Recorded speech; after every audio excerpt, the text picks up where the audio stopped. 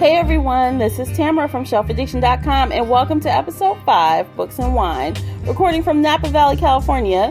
Today I have two special guest hosts, Samone, our resident nonfiction reader, and Katrice, a member of my book club and my favorite cousin. We are hanging out here after a day of drinking in Napa Valley, California, and we are going to have a casual conversation about books and wine.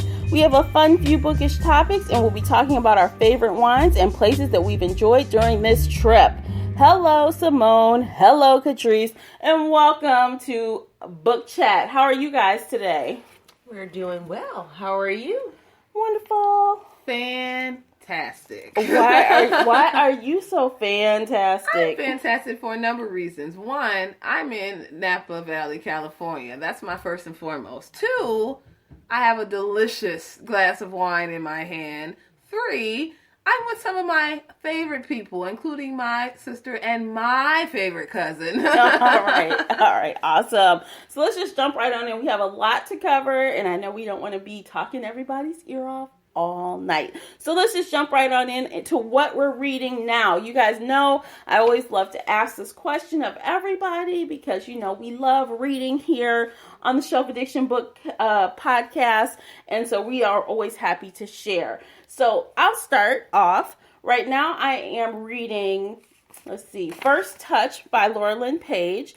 This is an adult / somewhat erotica story, and it's kind of interesting. Yeah, it's not like 50 Shades or anything like that, but it's really cute. It's light, and I think it's going to be fun. So I'm like about 30% in, and I'm enjoying that so far. I'm also listening to Only Love Can Break Your Heart by Ed Tarkinson. Yeah, I think that's right.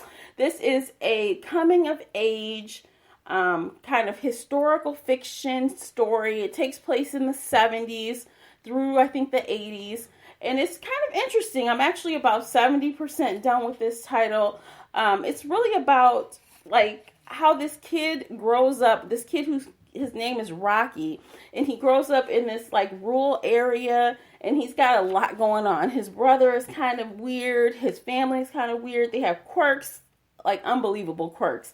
And it's really interesting. It's a lot going on. It's a very rich story, and I definitely recommend everyone check that one out. So that's enough yapping for me. What about you, Katrice? What are you reading? Well, I'm currently not reading anything, but I'm looking forward to reading J-Lo by J.D. Horn, which is an urban fantasy about witches in Savannah. So I've already read books 1, 2, and 3. The first book, The Line. The second book, The Source. And the third book, The Void. So J-Lo is like a continuation of these novels. And, you know, it's about witches, which I'm really into. So I'm really looking forward to the next chapter in the series. And I will be getting very much into that within the next week or so because it's just downloaded to my Kindle on Amazon. Fabulous. What about you, Simone? Oh, well, nonfiction resident here. So I am currently reading, which I just started on the way to Napa Valley, Something Really New by Dennis Hopley. And it's like 3 simple steps to creating truly innovative products. It's really interesting. It's just really talking about creating products that matter, products that will really change the game or push you forward in the current industry of business. So it's super interesting so far. I'm really looking forward to finishing. I'm about maybe 25% in so far. Fabulous. Yeah. Mm-hmm. Cool. Make some money. Yes. I'd like to be a part of that. Yes. I can be an investor. You never know. I am always looking for investors. Absolutely. So let's talk a little bit about, you know, since we're on the book topic and everything, let's talk a little bit about some of our favorite books, like from the past year. As you guys know, I'm in several book clubs. And if you don't know, there's the Shelf Addiction Online Book Club, which you should check out on Goodreads. It's free to join, 18 and up, men and women alike. We read tons of good books there, and I'm in I have my own in real world book club, and I'm in another book club or two besides that. And Katrice is also in a book club, so we have book club experience, and Samone has non-book club experience. I have life experience. Life experience, yes. Yeah, so let's talk about a few of our favorites from the past year. What about you, Katrice? Let's start with you. Well, I want to start with A Madness So Discrete by Mindy McGinnis. I would recommend this book to any reader. It doesn't matter which genre you're into.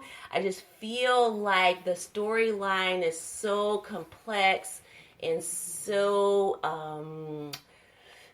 I don't want to say detailed, but I just want to say it's very intricate. And I think any reader would really enjoy picking up this book and really starting from the beginning and reading to the end. It's, it's a suspenseful book. There's just a lot of surprises. It's not a book that you would think that you could really figure out what's going to happen at the end. So I would recommend that to all readers. Yeah, I enjoyed A Madness So Discreet as well. And you guys, if you don't know, Mindy McGinnis is one of my favorites. Like, we've read Not a Drop to Drink and In a Handful of Dust. And I thoroughly enjoyed all three of those reads. And she has a new book coming out, by the way. I think it's out either this summer or this fall. I picked up a copy at BEA. And I think it's, I can't think of the title right now, so I don't want to misspeak. But she is thebomb.com. So I definitely can get on board with Katrice's recommendation. Absolutely. So Mindy McGinnis. Yep. Keep that in mind. Look her up. Check out her books. Absolutely. Do you have another one? And then the next one I have is Necessary Lies by Diane Chamberlain. Oh my God. Really, really good. Now, this is a fictional book based on factual, historical issues as it relates to mental health. So I would recommend this book to anyone. I mean, anyone would enjoy this, and you might find it a little bit disturbing. But I feel like it's a real insight into I want to say the mental health industry and where we are today. I feel like where we need to go. I think that anybody who reads this would really, really enjoy it and find it a little bit alarming and maybe want to get involved in how we can help the mental industry move forward. Because I feel like we're really lacking in that area in the U.S. today. I feel like it needs a lot of help. I feel like we don't really take it seriously, and I feel like we really should.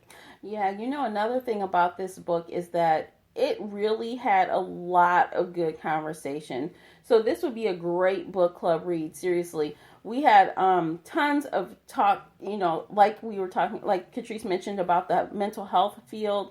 This takes place, I think, in South Carolina, if I remember correctly. So, it was a lot of things going on specifically related to that state and the mental health care system and how that relates to women's issues specifically. So it was a very good read, and I agree with Katrice all the way. It's a really good read, and I recommend it for a book club, absolutely. Wow, that sounds really interesting, and I'm not a fiction reader, but as a nonfiction, I read a ton of psychology books, and so to read and hear about what you're saying with this, I feel like I want to add that to my fiction list. It sounds really interesting. They really took, tried to make,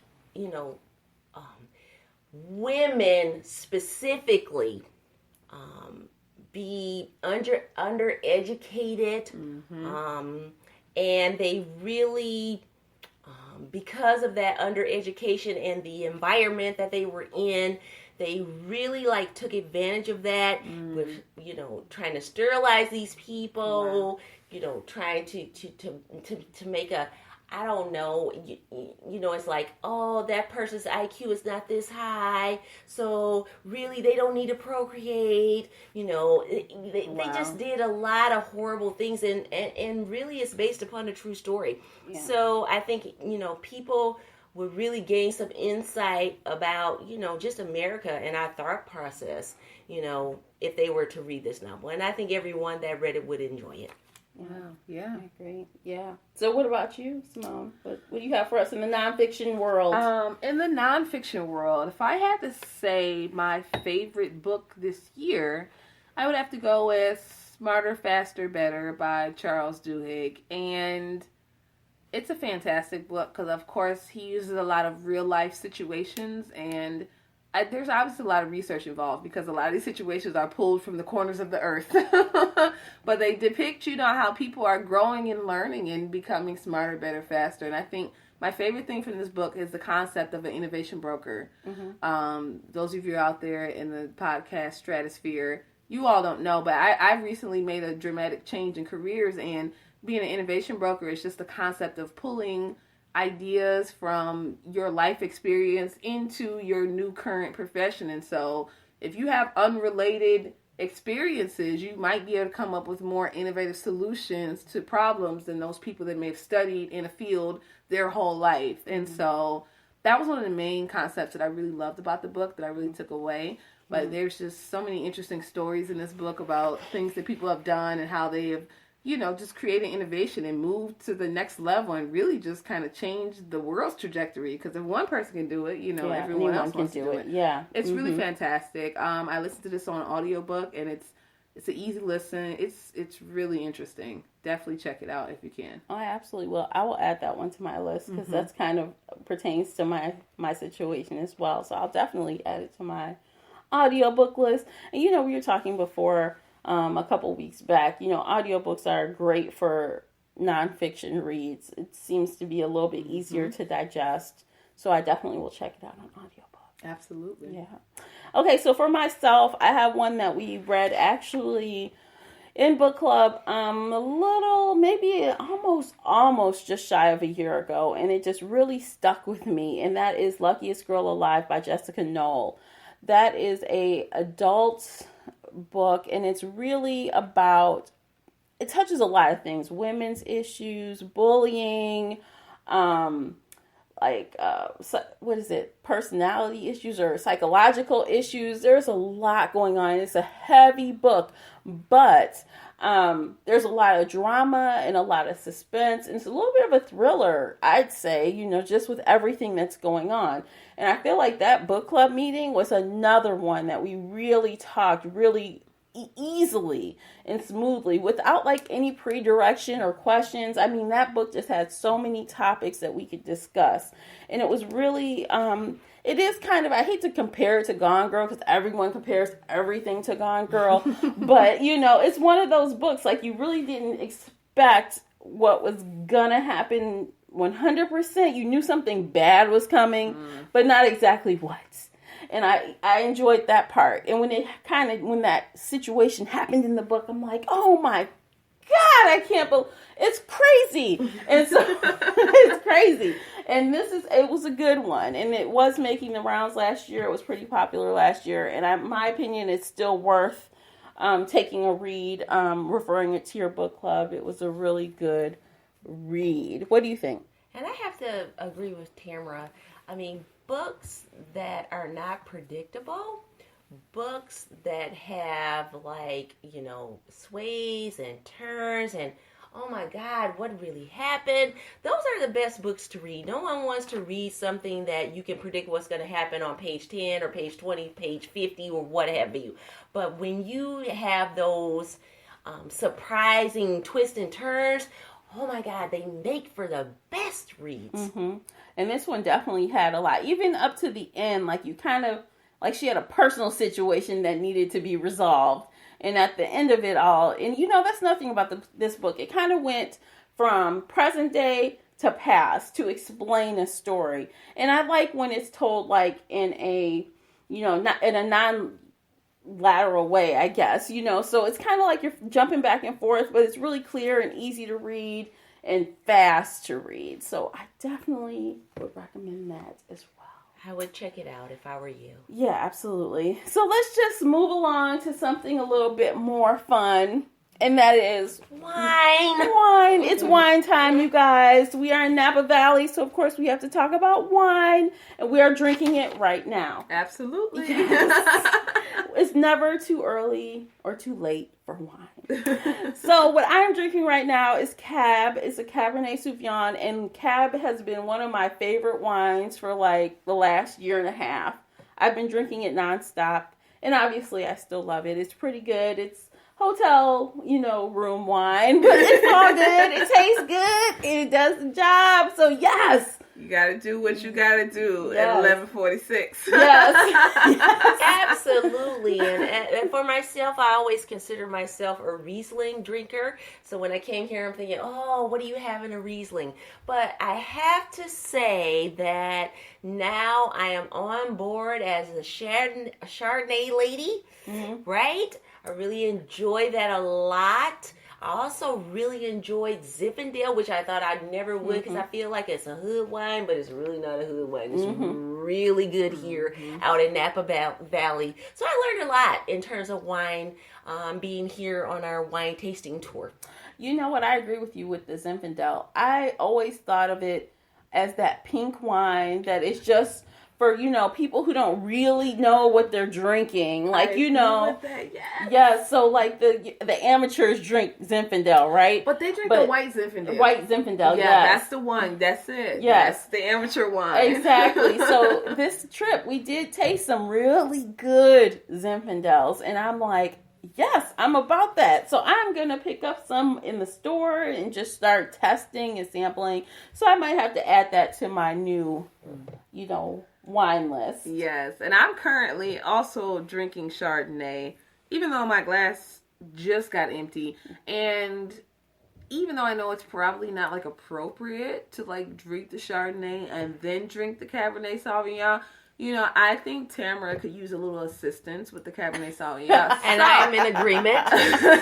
Since this is our last night here, I think we can do that. Yes, I have been drinking Chardonnay, but I feel in my very near future there is a glass of Cabernet Sauvignon that's going to happen. Mixing whites and reds? Blasphemy. Yes. Don't do it. No, and I really believe that you can. So I really believe that you should acquire a taste for both because they each have their place, depending on if you're drinking or if you're eating, like seafoods and shellfish, things of that nature. Then you want to go with the whites. And then if you're, eating the steaks and, pork chops of the world, pizza, ribs of the world, yes. pizza, then you want to go with the darker reds. Or popcorn. Reds go great with popcorn. I agree. Just ask Olivia Pope. And if you're Yes. currently just ingesting air, then you can definitely go with either the Chardonnay or the Cabernet. I'm in total agreement.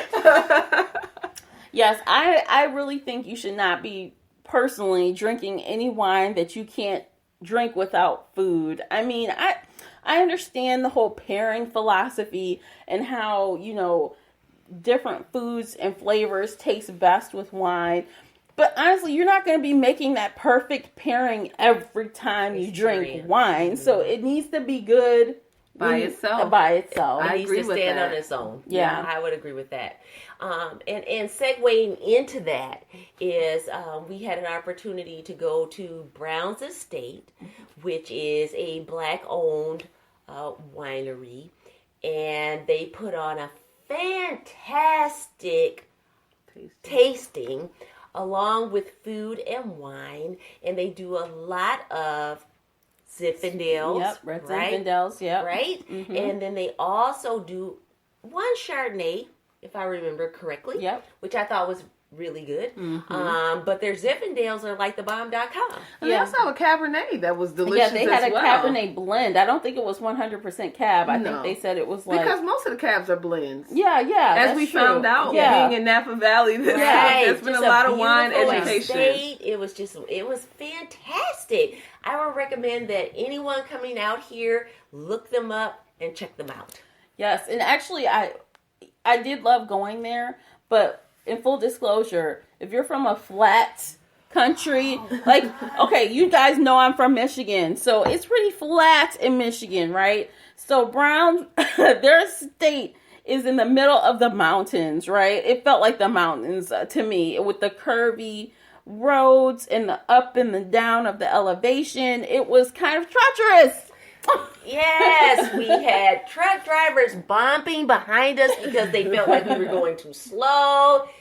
It was really a challenging experience getting to that destination, but I have to tell you, it was well worth it. Absolutely. And coming away from it was way easier than getting there, and just only if you're not familiar with like really curvy roads. But if you have experience with that, and even if you don't, you can definitely make it, and it's definitely worth it. Like, make it and go there and have these fantastic cheese pairings with these delicious Zinfandels. And I, too, was a person, I was not a Zinfandel drinker. I didn't even know I liked Zinfandel.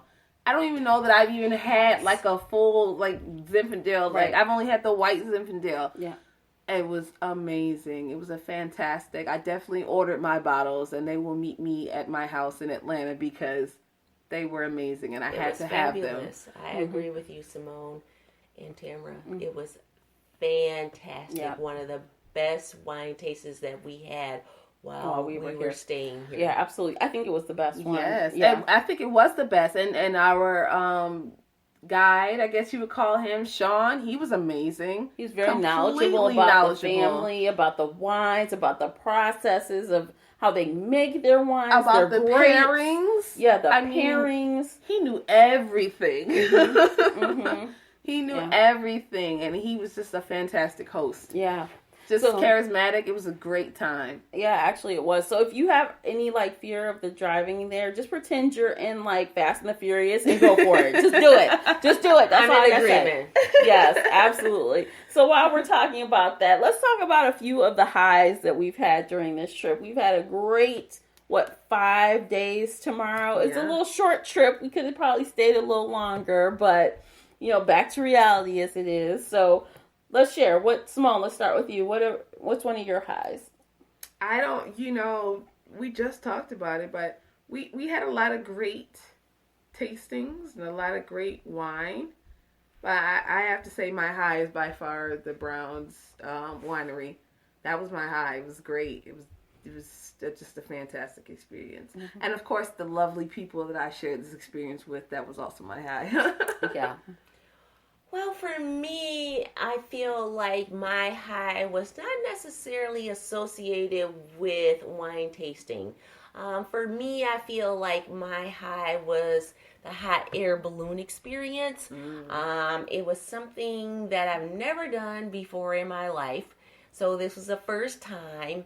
I don't consider myself afraid of heights, but when you tell people that that's what you're going to do, they're like, oh my God, I'm afraid of heights, da da da da. So everybody has like a fear.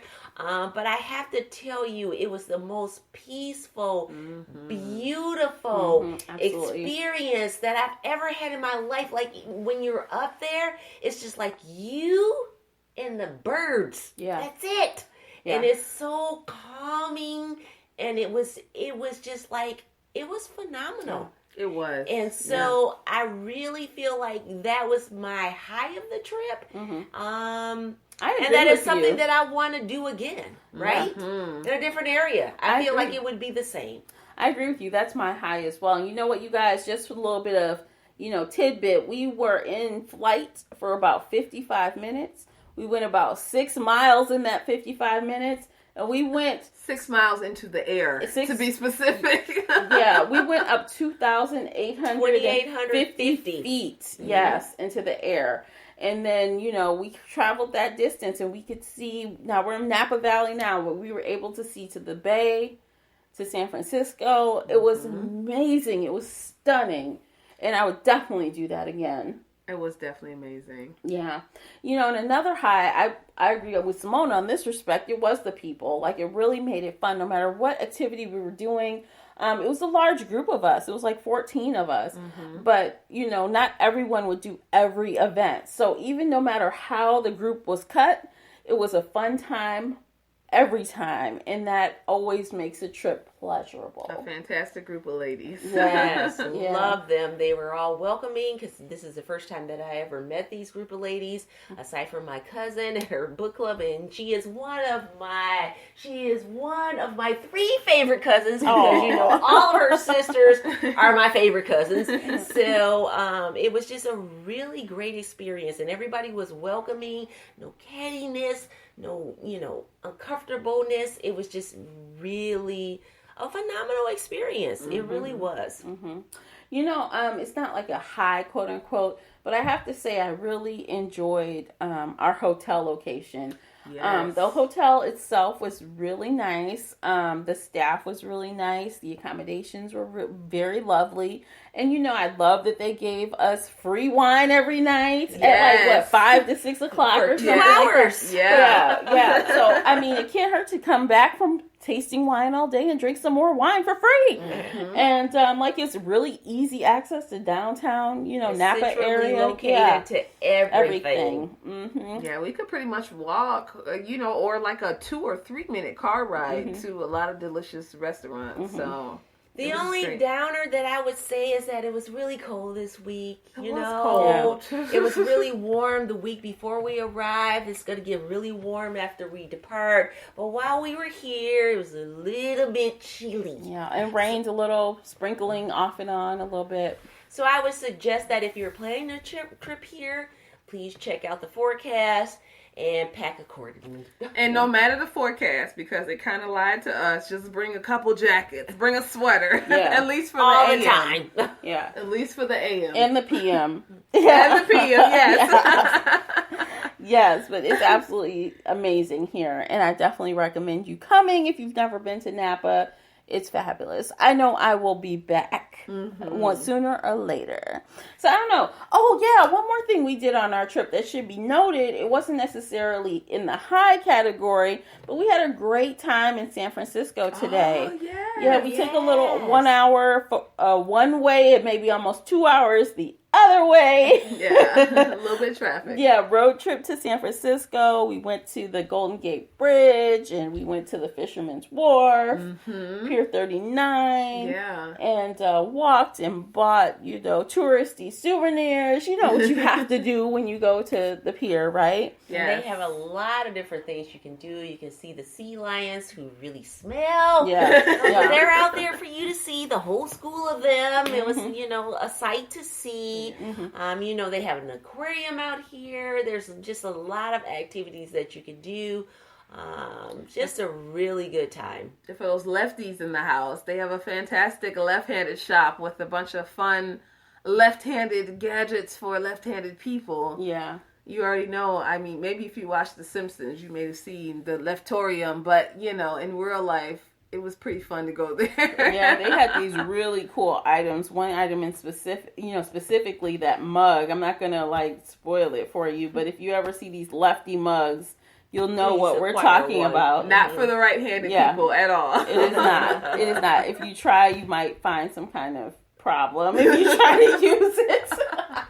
I thought it was really cute. Yeah, absolutely. So, I don't know. What else do we have? Do you guys have anything else you'd like to share before we wrap things up? I think it is probably a good thing to share our foodie tour. Oh, yes. On Segways. Yes. Oh, my God, you guys. The Segways. You should have seen us. It was hilarious. We were all, getting, a little mini training session on how to drive these things. It was comical, but it was so much fun. And during the way, after we finally learned how to navigate and utilize the Segways, we went on several different mini, I want to say, tastings to different restaurants throughout the area. And I just want to highlight the ones that I thought were the best.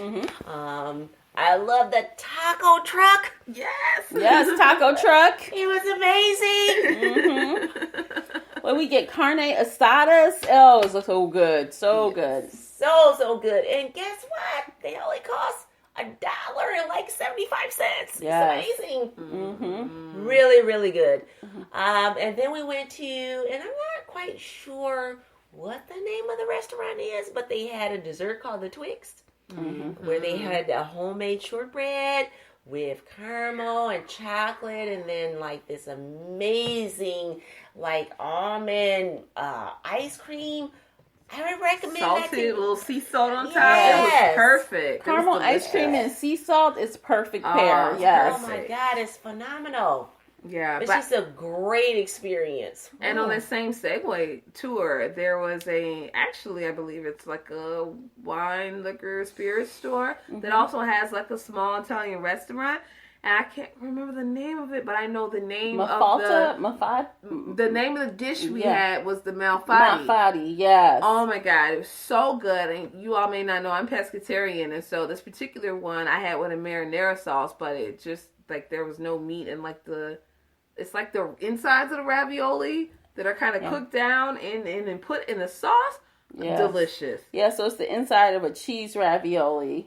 It's the with best some spinach, right? It's the best Italian food that you can get inside of a liquor store, maybe anywhere. And you guys, oh my God, the most random thing we saw while we were there. I had no clue places did this, but a gentleman walked in with an empty pot and walked to the counter and told them what he wanted, and he walked away to come back later to his full pot.